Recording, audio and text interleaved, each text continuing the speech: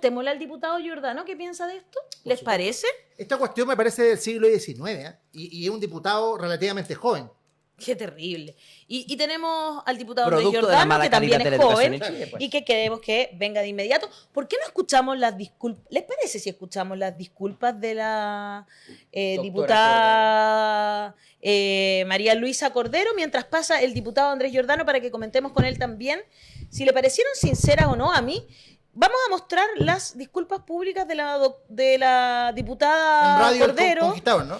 En el radio en Conquistador, donde ella emitió varios de sus comentarios, y por eso es que a través de este programa de radio también tienen que mostrar sus disculpas públicas, que son grabadas, sin imagen. Hay harto que analizar ahí. Miremosla, o escuchémosla, más bien. Me gustaría presentarles un audio que nos ha querido enviar la doctora María Luisa Cordero, entiendo derivado de su situación judicial, con la que este audio en el que ofrece disculpas a la senadora Campiñay, con ese audio se pone término, entiendo, al litigio que ella llevaba adelante con la senadora a propósito de sus palabras vertidas a través de esta radio y que por ende nosotros también divulgamos a nivel de disculpas, ¿no es verdad? Vamos a escuchar a la doctora, si les parece, don Nicolás, don Pato. Por supuesto. Don Juan José, póngale nomás. El Conquistador, porque voy a leer un texto que firmé para llegar a un acuerdo con la señora Campillay este mediodía del día viernes 5. Dice así: yo, María Luisa Cordero Velázquez, ofrezco disculpas públicas por el daño causado a la senadora Fabiola Andrea Campillay Rojas por mis declaraciones en las cuales he cuestionado su ceguera. Quiero señalar que no debí referirme a su discapacidad visual, ya que soy médico psiquiatra y también por ser diputada. Sé que influí en la opinión de muchas personas para que cuestionaran su ceguera, ocasionando daño a su dignidad como víctima de violaciones a los derechos humanos. Ofrezco sinceras disculpas por cuanto mis expresiones contribuyeron al odio, lo cual se ha expresado en las redes sociales de la senadora y de los diversos medios de comunicación que cubrieron mis dichos. Reitero que la senadora Fabiola Campillay es ciega por la agresión de un funcionario de Carabineros, lo cual se acreditó ante los tribunales de justicia. Y por último, me comprometo ante la opinión pública a no referirme en términos injuriosos a la senadora Campillay con mis dichos. Eso es todo. Ahora sí, Hassan. Punto, no hay cámara. Si no hay cámara, no se puede ver la cara. Las disculpas públicas sinceras, que eso es la vara que puso el abogado del exministro Jackson. Quiero disculpas sinceras. Primera cosa, hay que ver la cara de la persona. Tiene que mirar los ojos y decir perdón. Eso es una cuestión de los niños. Si un niño ha golpeado a otro niño, pide perdón al otro niño. Tiene que mirar al niño y realmente disculparse. La cámara así apagada, leyendo un discurso en tono evidentemente de falta de interés, unas disculpas redactadas por abogados, no por ella. No, eso no es sinceridad y no hay un proceso de aprendizaje. Yo no creo que esa señora Cordero ha aprendido de lo que ha hecho mal. Por eso la varilla funciona para que esas personas aprendan de verdad. Es una cuestión de disciplina. Bien, me están convenciendo. O sea, eso de disculpa pública, que era una cuestión católica, que también era la revolución cultural maoísta, que tiene que decir qué es lo que hicieron y hacer la autoconfesión. Claro. Por lo menos los maoístas exigieron algo de creatividad. Ellos tenían que empezar a disculparse como sin un texto dado.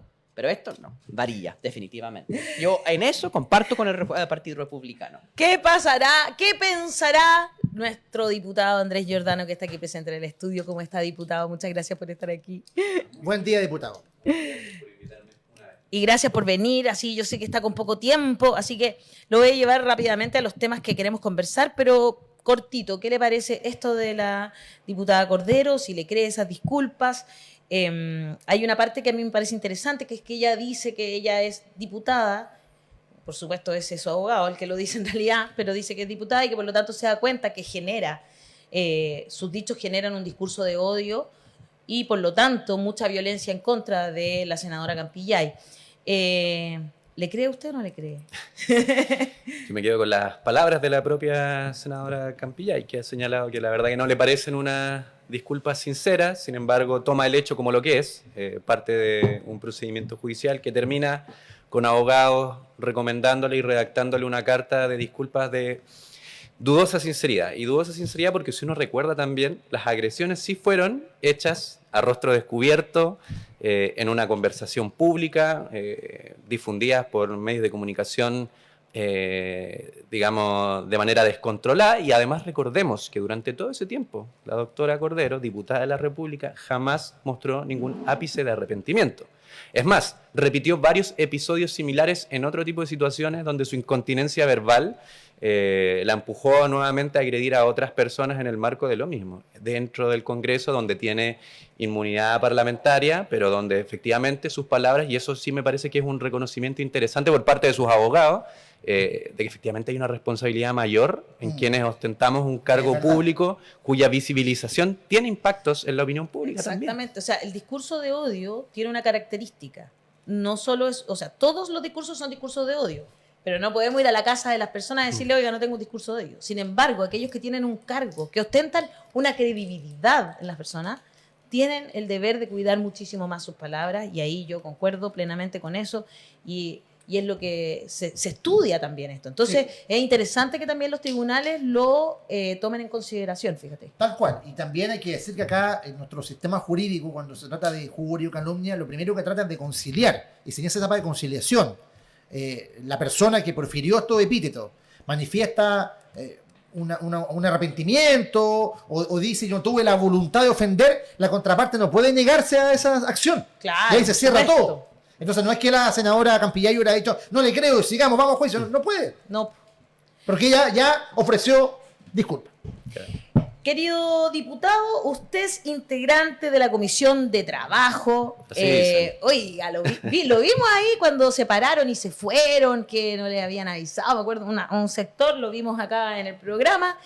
Y queremos conversar sobre la reforma de pensiones. No queda nada, se vota este lunes. Hasta total despacho. Hasta total despacho, o sea... Tiene que votarse. Y cuando se vote ahora el lunes en la Cámara de Diputados, después tiene otros trámites parlamentarios. Sí, tiene varios trámites más. Bueno, y lo primero me voy a devolver al episodio que mencionaron, ¿no? Cuando se para toda la oposición, porque además no es un sector cualquiera, es el sector que permanentemente ha estado boicoteando el avance desde el día 1. Yo quiero recordarle a nuestros auditores que se trata de una reforma que se presentó hace más de 13 meses. Llevamos 13 meses discutiendo esto, no solo en el Congreso, porque la oposición también pidió que hubiesen mesas técnicas. Claro. Recibimos a más de 40 expertos en la comisión, pero después tuvimos mesas técnicas paralelas donde buena parte de la oposición se restó permanentemente de esos espacios de diálogo. Entonces, las mesas que ellos mismos pidieron no estuvieron. Exactamente. ¿Y por qué digo esto? Porque lo que se argumentó cuando se pararon todos y se armó este show mediático y después se fue a hacer un punto de prensa sumamente duro, se dijo que nosotros no sabíamos lo que estábamos votando, lo que se nos presentaba. Y la verdad sea dicha, el proyecto es prácticamente el mismo que venimos discutiendo hace 13 meses. Y las indicaciones que se han incorporado, que sí modifican el proyecto, todavía no las hemos votado. Eso es lo que va a ocurrir el día lunes, donde probablemente sí tengamos una jornada bastante tensa. Pero todo el resto de las cosas eran bastante conocidas, bastante debatidas, y las indicaciones en general quizás más bien transformadoras de la discusión eran precisamente aquellas que la propia oposición o sectores de centro habían solicitado que se incorporaran. Es decir, tampoco era nada nuevo ni nada que no se viniese discutiendo en estos espacios. Entonces, bueno, aparece todo este espectáculo y creo que es la tónica que hemos tenido en la reforma de pensiones desde el día 1. Pasa que ahora se vota el día lunes hasta total despacho. ¿Qué significa eso? Significa que nuestra sesión no tiene hora de cierre. Cierra cuando terminemos de votar el último artículo, y eso puede ser, dependiendo de cómo sea el debate, muy temprano o puede ser a largas horas de la madrugada el día después.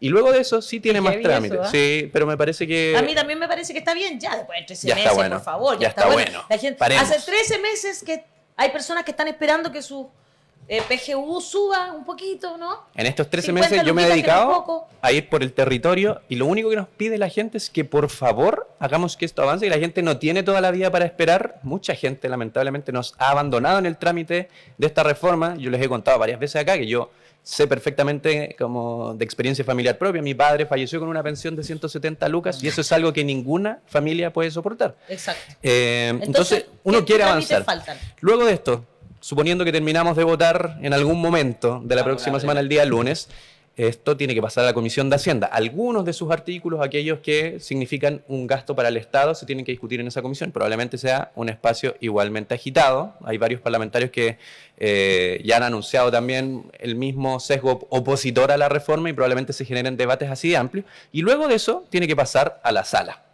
Y en la sala se vota, primero, la idea de legislar, que es lo más importante, y ojo que acá había una amenaza de ciertos sectores de la oposición de votar en contra de la idea de legislar. Cosa que pasó con la reforma tributaria. Con la reforma tributaria. Y para que la gente lo sepa, ¿qué significa votar en contra de la idea de legislar? No significa que se cae todo, no se discute y no se puede presentar una nueva reforma de pensiones en un año. O sea, sería otro año más esperando. Sí. Sin embargo, yo quiero aprovechar de aclarar acá que se puede votar la idea de legislar favorablemente, que es lo que uno esperaría, porque creo que sí tiene que haber un consenso de que Chile necesita una reforma de pensiones, y después todos los sectores pueden votar en particular a favor o en contra de las ideas que le parecen y no le parecen. Entonces, no existe una excusa válida que hoy día le permita a un sector decir, sabe que yo me pongo a que esto se legisle. Y ni siquiera para la derecha, diputado, porque en el fondo, si ellos pretenden ser gobierno en el próximo periodo, yo me imagino que no quieren heredar el problema de las pensiones, deberían volcarse ahora a entregar una solución. Sobre eso mismo también se presentó un proyecto de autopréstamo, ¿cierto? Así es. Dentro del proyecto. Dentro del proyecto, claro. Y ahí hay algunas controversias porque entiendo que el ministro Marcel no quiere que sea más allá de 1,4 millones. Ustedes hablan de 5 millones porque dice que sería como... No nosotros, yo no hablaba de eso. Yo no. Dice hasta 1,4 millones porque más de eso sería como un retiro encubierto que afectaría la inflación. Pero el proyecto habla de 5 millones. No sé usted cómo lo valora, se le encuentra más razón a Marcel, más razón a los diputados.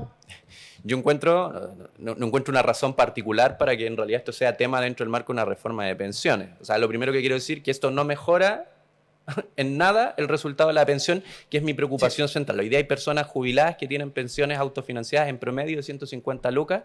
En el caso de las mujeres, muchísimo inferior. Menos, de hecho, en los últimos 20 años las mujeres tienen pensiones autofinanciadas en promedio inferior a 35.000 pesos. De eso hablamos. ¡Qué vergüenza! Si no fuera por el Estado, o sea, es la miseria absoluta.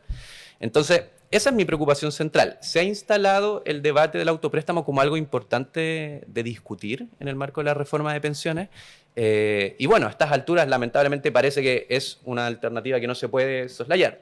Sin embargo, efectivamente, eso tiene impactos en las pensiones. Si uno abre la puerta para que los recursos previsionales permanentemente se estén ocupando para otros fines, estamos descuidando el objeto central de lo que significa un sistema de pensiones. Yo me pregunto si tendríamos la misma disponibilidad para discutir, por ejemplo, ocupar los recursos que se utilizan, que son también parte de las cotizaciones de las y los trabajadores para salud, por ejemplo, para otros fines distintos para los que están destinados. Claro. Evidentemente es un problema para el sistema. Yo no voy a entrar en el debate macroeconómico, si esto genera o no genera inflación, porque creo que el fondo del asunto es si somos capaces de concebir que hoy día estamos discutiendo sobre las pensiones, que en las pensiones está la urgencia y que hasta el momento, claro, se ha hecho un gesto con ciertos sectores que querían incorporar esta medida. Me parece válido que es una cuestión que tiene ciertos límites que permiten a las personas eventualmente devolver ese préstamo, que es lo que se busca, porque lo que uno quiere es que cuando esa persona se jubile no tenga mermas en la pensión porque pidió préstamo. Claro. Y creo yo que lo que están haciendo ciertos sectores de centro y particularmente el Partido de la Gente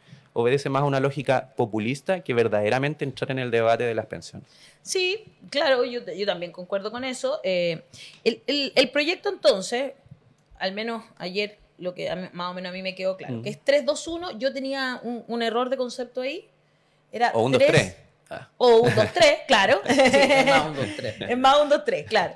Es el 1%, ¿no es cierto?, que va para equiparar las brechas laborales, básicamente, ¿no? Que las mujeres podamos acceder. Y de cálculo de la pensión, también las tablas de mortalidad. También, por supuesto, pero es eso básicamente, las tablas de mortalidad, ¿no es cierto? Gracias. Y después, ¿el 2 cuál es? El 2 pasa a capitalización individual. Es el que va a las AFP, básicamente. A lo que actualmente son las AFP, lo que en el futuro van a ser los inversores previsionales, directamente a la cuenta individual. ¿Y que puede individual. ser privado o público? Ahora puede ser privado o público, aunque tuvimos tremendo debate ayer porque después de habernos dicho mucho de libertad de elegir y de igualdad de competencia entre privado y público, habían sectores que estaban planteando en el debate que en realidad no era necesario que hubiese un inversor público y que nos quedáramos en lo mismo que tenemos. Sí. No, yo, por favor, yo quiero un inversor público, lo digo al tiro, no sé, ¿tú, Yo Hassan? también. ¿Te da lo mismo? No, Yo quisiera tener un quiero sistema inversor público. distinto, Yo tener quisiera una también, conversación yo más quisiera- profunda, pero yo no están quería los votos en el todo Congreso. ese 6% que fuera, ojalá por mí, a, Yo también, a ¿eh? solidaridad. Ya, pero Eso es lo que yo va a haber que quiero. negociar y eso está Son claro. cosas distintas, ¿cierto? Claro. La solidaridad es cuando se va a un fondo común, Y ese es donde el el Estado 13, decide. Y lo otro Nada. es una suerte No, no, de no, inversor estatal, una suerte de AFP estatal. Eso no te gusta tanto. Exactamente. ¿Y el 3 La cuál es, cuenta entonces? individual. Perdón, ¿no va a solidaridad? El 3 va a un, sí, eso sí va a un seguro social, ese es el 3%. Ese es el seguro, al seguro social. Perfecto, ya. Ya. Pero no Que el no es lo 2. mismo que solidaridad. No, el 2 no, pues el 2 No. va No, a la... solidaridad en- Claro. Tenemos el 1, 2, 3 que suma Capitalización 6. individual. Sí. Ya. Era para entenderlo Para tener bien, eso bien para que clarito. tengamos súper clarito eso. Y yo pensaba que era al revés, que era el 2 a solidaridad y el 3 a la FP. Y ya estaba enojadísimo. Después caché que era al revés y ya me quedé más tranquila. Ese era el 1% de la discordia. Claro, mi 1% de la O sea, discordia. yo tengo, era ese. yo tengo como un 6% de la discordia porque nosotros habíamos propuesto como Frente Amplio un seguro social mucho más robusto, donde se repartiera en partes iguales capitalización individual y seguro social. Es decir, si queríamos sumar 16,5 puntos, que es lo que propone la reforma en total, esa es la recaudación Ajá. por la vía de las cotizaciones, la recaudación contributiva, nosotros proponíamos que fuera 8,25 capitalización individual, es decir, reducirla, y eso además le aportaba liquidez a los trabajadores y trabajadoras en su liquidación de sueldo, Claro. pero a la vez aumentar el seguro social y sus beneficios. Porque ustedes saben que yo vengo del mundo social y de la coordinadora Noma FP y nosotros hemos defendido históricamente un modelo muy Sí. distinto al que estamos discutiendo, modelo que lamentablemente con este Congreso no flota, es una Claro. discusión que está Y lo ahí que ahora importa... en cuestión democrática por los votos que Exacto. hay, no Es se que, puede es, avanzar. que, es que haya, y finalmente a lo que podemos acceder, ¿no es cierto? Como fuerzas progresistas, creo, es a que exista igual una reforma que genere un aumento de las pensiones hoy y mañana. Ujú. Porque esa es la idea, ¿no? Y hoy, que es muy urgente. ¿Y usted más o menos maneja, diputado, cuánto subirían las pensiones de las personas? Si nos puede contar eso, porque eso es interesante igual. O sea, para que tengamos todos los puntos sobre la mesa y sepamos lo que se va a discutir el lunes, y nosotros como opinión pública ahí también tenemos un deber, que es estar, por supuesto, pendientes de lo que va a pasar ahí, y que aquellos que están defendiendo lo que nosotros creemos, sea lo que sea que usted crea, digamos, apoyen a personas como usted que va a estar ahí dando la lucha en vivo y en directo. Sí, sí. Bueno, 3 cosas que son importantes de decir al respecto. La primera es que si uno en este debate no concibe seguro social, seguridad social, efectivamente pasa lo contrario a lo que dices tú, que las pensiones suban hoy día, ¿no? Salvo que uno considere que la PGU, las 50 lucas, en realidad menos de 50 lucas, ahora son 43.000 pesos algo, y va a subir el 1 de febrero otro tanto más, así que en el fondo ya no estamos hablando de 50.000 pesos en el aumento de la PGU. Si uno cree que ese aumento soluciona el problema de las pensiones, estaríamos ok. Pero si alguien cree que se puede vivir con 250.000 pesos, yo le quiero decir que eso es imposible, ¿no? Lo segundo que hay que decir entonces es que tenemos que encontrar dentro de lo contributivo, es decir, de las cotizaciones, un mecanismo que nos permita subir las pensiones hoy día, y eso es el seguro social. Originalmente la reforma contemplaba 6 puntos para eso. Ya entonces yo voy a hablar de los beneficios que tenía originalmente la reforma con esos 6 puntos. Y efectivamente el impacto mayor de aumento de pensiones era para los sectores medios y bajos. ¿Por qué? Porque tenía solidaridad intergeneracional e intrageneracional. Y en la intrageneracional había un factor, todavía está, eso en la reforma, un factor redistributivo que hacía que los sueldos más altos obtuvieran un poco menos del 6%, alrededor de un 5%, y los sueldos más bajos, a medida que eran más bajos y se acercaban al promedio y a la media nacional, porque recordemos que la mitad de las y los trabajadores gana menos de 600.000 pesos. Exacto. Particularmente la gran mayoría de las y los trabajadores obtendría más que lo que era ese 6%, y por lo tanto el aumento de su pensión en términos de tasa de reemplazo, y esto es un debate que vamos a dar el lunes con los nuevos datos, porque la Perfecto. reforma cambió, Claro. pero con los datos antiguos, un sueldo, por ejemplo, del salario mínimo, o cercano a los 500.000 pesos, podía tener una tasa de reemplazo de prácticamente el 100% con todos los beneficios del Seguro Social. ¿Qué significa eso? Que la persona iba a obtener una pensión más o menos igual a la que tenía cuando se jubiló, ¿no? Claro. Con el sueldo que tenía cuando se jubiló. Ahora, estos datos se tienen que actualizar, porque la reforma ya no contempla un 6% de seguridad social, sino que contempla solo un 3%, y otros mecanismos también de seguridad social en el 1% y 2% de capitalización individual. Lo que es importante que la gente sepa que la capitalización individual significa que todo lo que uno vivió en la vida laboral con todas las contingencias que pueden ocurrir, cesantía, accidentes, qué sé yo, maternidad, paternidad y todas las vicisitudes que pueden haber, desempleo, asociadas a la vida laboral, se van a replicar en la capacidad de ahorro que uno tiene. Y si uno tiene esos problemas, que le ocurren principalmente, por ejemplo, en este caso, a las mujeres, se hacen cargo de las labores de cuidado que no son remuneradas en este país ni reconocidas como trabajo, la verdad es que la capitalización individual significa un problema. Por eso es importante el seguro social. Claro.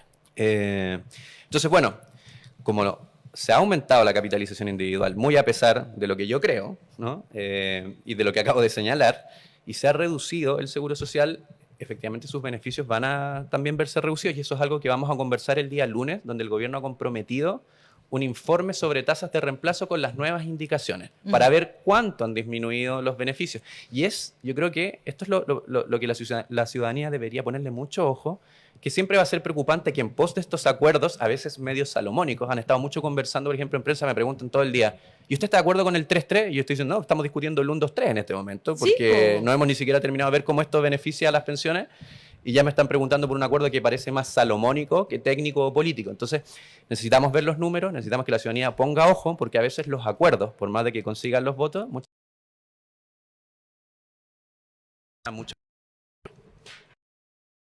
Yo ayer, bueno, como estuve en estas charlas informativas que se están haciendo, lo que explicó la ministra Vallejo es que en el fondo ella mostraba directamente cuánto subiría, así pero directamente, en lucas, en su bolsillo, cuánto más estaría en el bolsillo de cada persona si es que se aprueba el 1.2.3 incluso. O sea, igual subirían las pensiones inmediatamente para todas esas personas que nos están preguntando.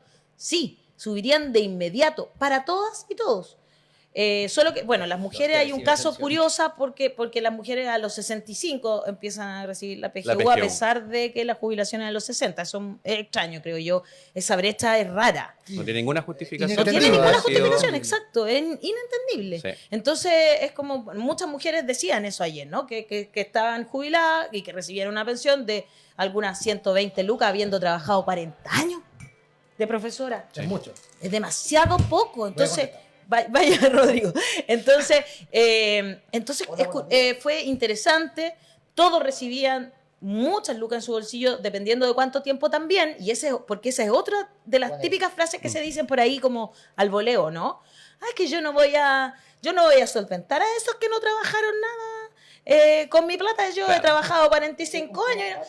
Entonces, como, oye, de verdad que no es así tampoco, porque es además hay un extra de, si no me equivoco, era como una UF por año. Es una UF por año cotizado, 0,1 UF por mes cotizado. Eso, y en promedio 0,1 una por UF mes. por año cotizado con tope de 30 años. Es decir, una persona que cotizó 30 años, el Seguro Social le va a garantizar, si está jubilado hoy día, es decir, que no va a cotizar más, le va a garantizar que tenga 3 UFs de aumento a su pensión, además de la PGU y además de lo que tenga en su cuenta de capitalización individual. Que no deja de ser, fíjate. O sea, en estos momentos son como casi 100 lucas. Exactamente.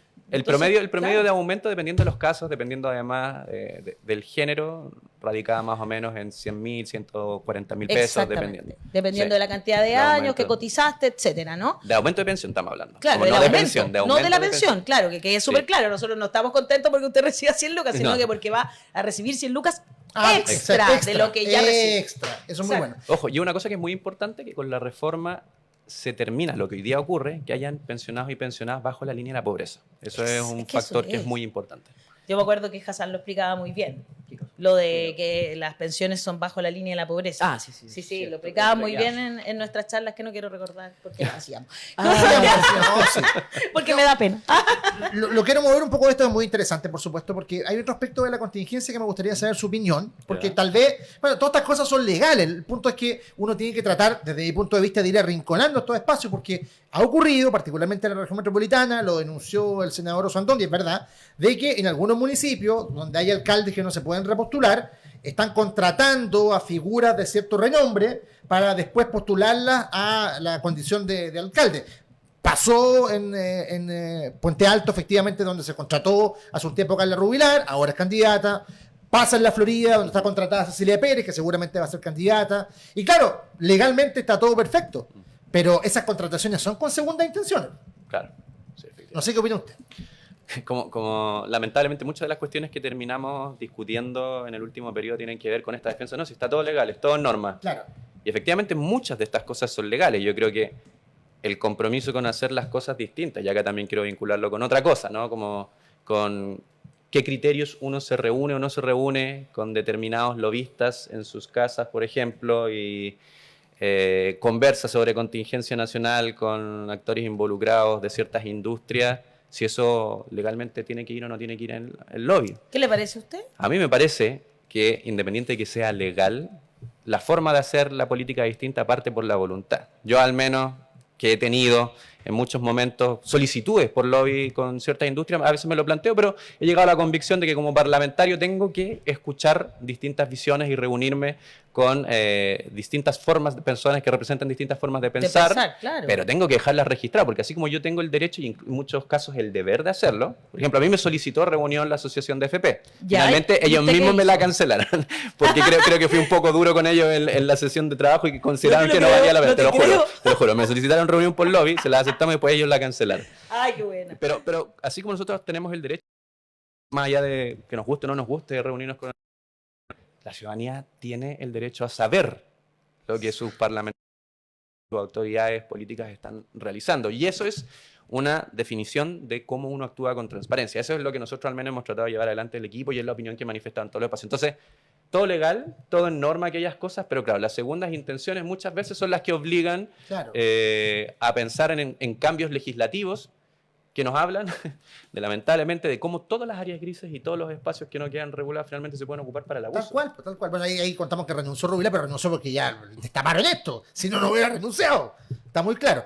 Qué increíble. Y frente a eso, fíjese, usted sabe, diputado, yo voté por este gobierno, ¿cierto?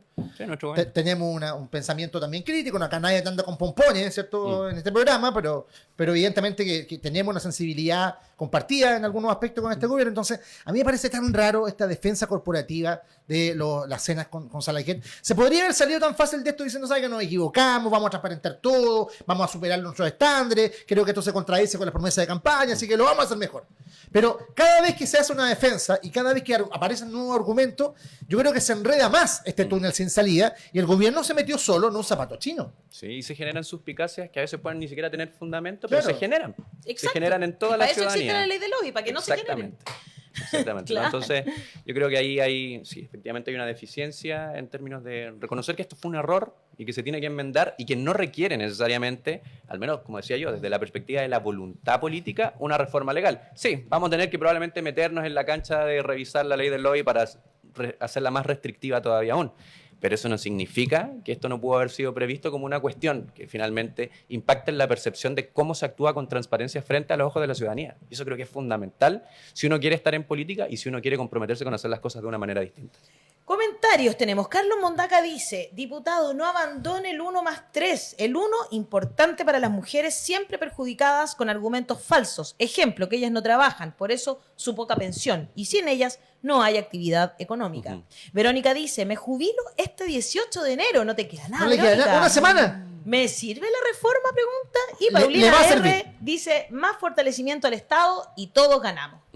¿Le sirve la reforma, Verónica, si es que se llegara a aprobar? Si la aprobamos como va y como está propuesta hoy en día, le sirve a Verónica. Le sirve porque efectivamente es lo que decíamos hace un ratito. Las pensiones suben ahora, no en 30 o 40 años, y son para todas las generaciones, incluso de los actuales pensionados y pensionadas que ya están recibiendo una pensión insuficiente por parte de su AFP.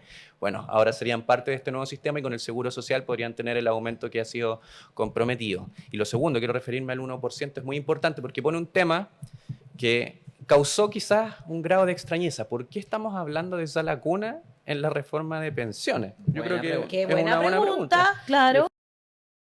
Pareciera ser como que no son temas que tienen relación. Sin embargo, esto es lo que ocurre y quiero hacer un recuento. En marzo del año pasado, el gobierno anunció sala cuna para Chile, es decir, sala cuna universal para las mujeres y para también todos los padres con hijos menores de 2 años. Es un cambio legislativo que es importante porque empareja la cancha, además avanza en no entender que la maternidad es una carga de la mujer, sino que es una carga compartida, De la con corresponsabilidad sociedad, de la claro. sociedad, y por lo tanto los trabajadores hombres también tienen un rol allí, y además genera una igualdad en términos del costo de contratación laboral, porque lo que le pasa a las mujeres es que muchas veces no son contratadas en edad fértil porque saben que le pueden generar un costo, los empleadores saben que pueden Claro. generarle un costo adicional si tienen que pagarse a la cuna, si tienen que pagar una serie de beneficios y Te he permisos. contado, las pocas veces que estuve contratada, ¿pueden creer que las 2 veces que estaba embarazada no estaba contratada? Maldita sea. Y estaba en una empresa que me contrataron porque quedé embarazada, la segunda vez. Estaba yo embarazada, una productora embarazada, y nos habrían tenido que pagar sala cuna porque había más de 20 mujeres en la empresa. Empezaron a echar mujeres los desgraciados. Eso pasa. Para no tener Eso es que lo que pagarnos pasa. la sala cuna. Y por eso una sala cuna de verdad universal, no como la que propuso Piñera, tendría que sacar todos esos requisitos de género y de cantidad de personas. Bueno, entonces, ¿qué pasa? Eso requiere un financiamiento. Se cayó en marzo la reforma tributaria, quedamos todos en vilo. ¿Cómo se financia esto? La derecha no está dispuesta a financiarla con una cotización adicional del empleador porque dicen ya le estamos subiendo los costos con el salario mínimo, las 40 horas y ahora la reforma de pensiones. Y tampoco están dispuestos a avanzar en el pacto fiscal.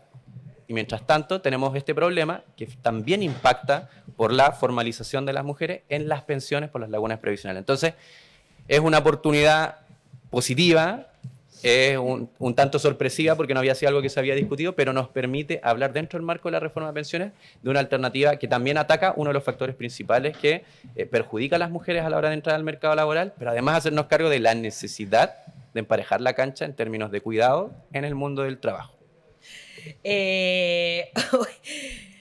Perdón, es que me hace reír Daniel Stingo porque Sí, entra po. más encima agachado. Nadie lo vio, nadie lo vio, pero ¿Sabes qué? estaba No lo vio nadie, arrastrándose acá. pero es que me desconcentró Yo me completamente. acordé de otra cosa. Y le pedí si me puede... Don Stingo, ¿me puede traer agüita también, por favor? te vas a acordar de mí. Sería tan Yo buena estaba onda. tratando de hilar Mira, la idea mientras basta de veía hilar, como una oiga. figura acá. Tú- ¿Qué pasa, Daniel? Ale, tú tenemos la misma idea. ¿Recuerda el programa Una vez más de Raúl Mata? Pero por supuesto, Cuando entraba olvidarlo. Fernando Alarcón a servir café y echaba la talla. Debería ser como ese personaje, Fernando Alarcón. Puedo decir que Hassan había pedido café hace mucho rato Sí, y hace estaba como en 10 una horas. Es audiencia verdad. en un tribunal laboral. Y usted vio ahí que había pedido agua Sí, ya. señor. Me vine de la audiencia tribunal y por eso le traje un café.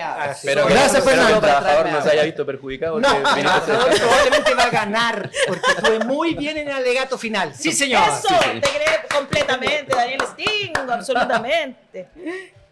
No estaba en casa de Salaquet, no, Oye, que son no. pesadas. Yo también que estaba ver. en otra cosa y vi que a Hassan le dijeron que era muy apuesto. Eso es lo que escuché. Totalmente. ¿Sí o no? Sí, le vi su dijeron que era cara. muy apuesto, Sí. sí. Rompiendo A mí también me corazones en la tiraron voz de una los que buena onda sobran. Igual, ¿ah? Sí, pero sí, que yo me doy cuenta cuando la gente de verdad ve la voz de los que sobran, siempre me dice, oye, ese Hassan, o que es inteligente, o qué guapo, si ahí con las mujeres. Yo tiene estaba en mucho muchas actividades éxito. con Hassan presenciales, hemos estado discutiendo muchos temas y la gente siempre destaca sus pestañas y sus cejas, sus ojitos. Eso, Mi hija, con la para que primera lo vez que sepa vio el a Hassan, público me al otro dijo, lado. "Oh, oye, las pestañas que tiene Hassan. Impactaba. Yo voy a mantener así como un silencio Ay. estilo doctora Cordero. Yo lo que te quiero contar, No, pero Hassan, ¿cómo? lo que te quiero contar es que ahora tenemos el convenio 190 de la OIT contra el acoso sexual, para que lo tengáis presente frente a cualquier eventualidad. Excelente. Acá Es cierto. una miembro de la comunidad dice que a ti no te sirven café porque te solo tomas del Starbucks. Es al revés, ¿ah? Es al revés. No. Ya no tomas Starbucks. No, bien. De hecho, aquí estoy con café, Claro. no del Starbucks. No del Starbucks, exacto. De nuestra cafetera personal. Oye, me parece muy interesante todo esto de la reforma de pensiones y ahí yo también creo que es importante. Yo ¿Se quiero va a repetir aprobar eso. en la comisión entonces? Esa es la pregunta. Sí, Eso, ¿sí? ¿Tú en crees la que comisión se debiese aprobar donde está quizás más compleja las situaciones en Hacienda y luego en Sala, donde no se saben los votos que van a estar disponibles, pero yo vuelvo a insistir, como creo que quienes hoy día amenazan con rechazar la idea de legislar, bueno, si eso Bueno, llega a es ocurrir, interesante, para volver tienen a que ese responderle a punto Chile. Sí, rápidamente que es terrible volver a los tiempos del gobierno de Piñera. Ujú. Cuando se habló de un sistema mixto, ¿cierto? ¿Qué es un sistema mixto? Que tiene capitalización individual, dineros ahorrados en una cuenta personal de cada cotizante que está invertido en el sistema financiero, como el 10% de las AFP en ese momento, ¿ya? Entonces, un porcentaje de lo que uno cotiza va a esto de la capitalización individual a la AFP o otra institución similar, y al otro lado es un fondo común, un sistema de solidaridad donde va repartiendo, por eso reparto, a las distintas cuentas para subir la pensión en el futuro. Entonces, lo que se propuso en ese momento de un sistema mixto, ¿no? De una cuestión 50-50, sería 8 puntos a las AFP, en este momento son 10, entonces, más la comisión, entonces bajar eso, ponerlo en 8, y lo otro 8 en un sistema de reparto. Estamos muy lejos de un sistema mixto. No diga que esto es un sistema mixto, es un sistema de capitalización individual con elementos de solidaridad. Claro, es un mini sistema mixto. Claro, sí. Un mini sistema mixto. Bueno, nosotros como Frente Amplio, yo lo había mencionado, esa era nuestra propuesta y la expusimos en la comisión técnica y efectivamente no prosperó porque los votos de los sectores de centro van justo para el otro lado. Entonces, Exacto. para entender eso, una cosa es decir que debemos tener un sistema radicalmente distinto.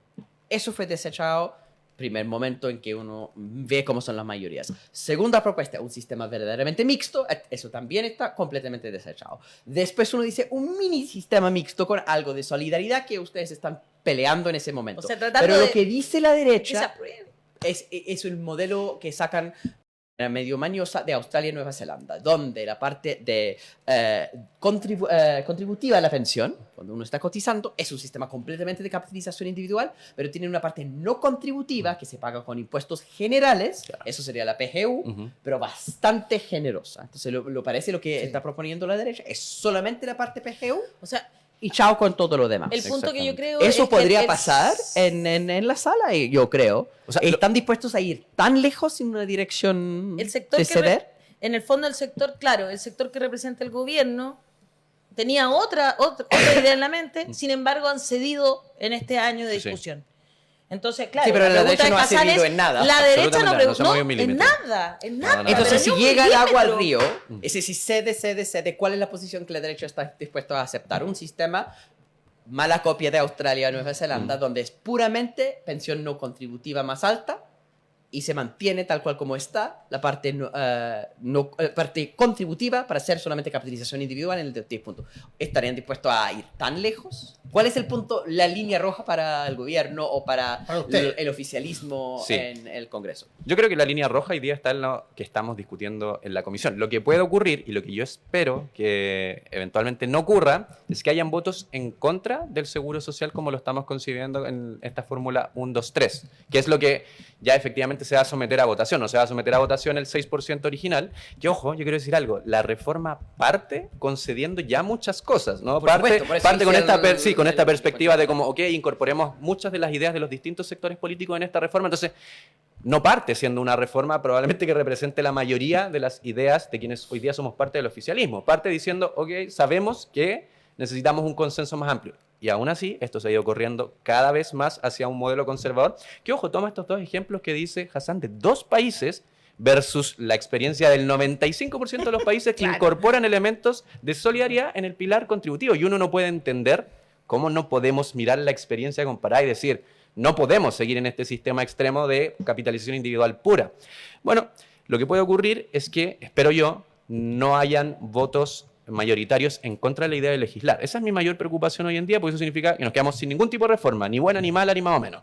¿Ya? Bueno, viendo la experiencia de la reforma tributaria, eso es un riesgo real. Es un riesgo siempre presente. Yo creo que ninguno de los sectores políticos esperaba realmente que se cayera la reforma tributaria como se cayó. Creo que ahí hubo una sorpresa, yo lo vi en caras de parlamentarios de oposición, y creo que en el caso de pensiones, el costo que tendrían que asumir de decirle a los pensionados y pensionadas de que no están dispuestos a legislar nada es muchísimo más alto que una reforma que habla de impuestos, que probablemente no genera el mismo tipo de interés de la población. Yo quiero esperar que estas personas que tienen la posibilidad de apretar un botoncito de apruebo o rechazo o se abstienen, tengan la capacidad de ponerse en los zapatos de quienes hoy día están exigiendo una reforma previsional con urgencia. Pero lo que sí creo que puede pasar, quiero creer que eso no va a pasar, lo que sí creo que puede pasar es que el seguro social tengamos una mayoría circunstancial en la Cámara que lo vote en contra como salga de la Comisión de Trabajo. Es decir, que sea algo que tenga que seguir viéndose y discutiéndose en el Senado, que es un espacio bastante más árido, Y más distinto y más conservador. Totalmente. Sí, verdad. Ay, diputado, esperamos y vamos a estar mirándolo, escuchándolo. Su periodista nos dice que se tiene que ir, ir, lo sí. sabemos, así que Me quedó una inquietud le para que la responda agradecemos después. ¿ah? mucho. Solo Porque la gente de las rentas vitalicias tenía muchas dudas si le iba a afectar o no, si iba a recuperar ello, pero lo dejamos para otra conversación. Me Sí, comprometo a creo que volver, eso, a que vuelva, sigamos por favor. hablando. Bueno, podemos hablar después Sí. del día lunes, que va a ser una Eso. jornada maratónica, y ahí les comento cómo termina el resultado, Me para que encanta. también nos hagamos una idea. Ya. Venimos súper. la próxima semana o Comprometido, la entonces, subsiguiente. ¿les para parece? la próxima semana A tratar traer de... noticias si son Esperamos, buenas. Exacto. Vengo esperamos con el que saco. sean buenas. Espero que sean Esperamos buenas que noticias. sean buenas. Para dar eso. la cara. Y a darle Por nosotros cierto. como ciudadanía también tenemos esa responsabilidad de apoyar a diputados como el diputado Andrés Giordano, que está peleando para que ya sea y usted pueda tener un aumento en su pensión. Muchas gracias, diputado. Muchas gracias a ustedes. Nosotros queremos decirte que este periodismo independiente que hacemos desde aquí, de La Voz de los que Sobran, necesita de tu ayuda. Sabemos que gracias a ustedes podemos estar al aire. Así que aquí está. Si tú quieres ser parte de la comunidad de los que sobran, ¿cómo puedes hacerte parte y ayudarnos? ¿Quieres ayudar al periodismo independiente? Lo puedes hacer de muchas maneras. Puedes hacerte parte de la comunidad de La Voz de los que Sobran. Eso es con dinero mensual, puede ser una vez también o puede ser de manera anual. Pero también hay otras formas de ayudarnos. Por ejemplo, dándole me gusta, compartiendo, guardando o también comentando nuestras distintas publicaciones en todas las redes sociales. Y lo más importante, suscríbete a nuestros canales, al de YouTube y al de Facebook, para que nos veas todos los días y cada vez que comienza un programa de La Voz de los que Sobran.